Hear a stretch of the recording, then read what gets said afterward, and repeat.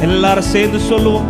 பல தள்ளின மூளைக்கல்லே பரமசியோன் மீதிலே, பலர் தள்ளின மூளைக்கல்லே பரமசியோன் மீதிலே, பலர் தள்ளின மூளைக்கல்லே.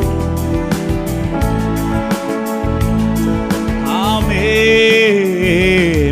பிரகாசிக்கும் அதை நோக்கி பதறாமலே காத்திருப்பேன். அவரை பார்க்கிற முகமே, எந்த சூழ்நிலை பதறாமல் காத்திருங்க. அவர் எல்லாவற்றிலும் நமக்கு உதவி செய்கிற நல்ல தகப்பர்.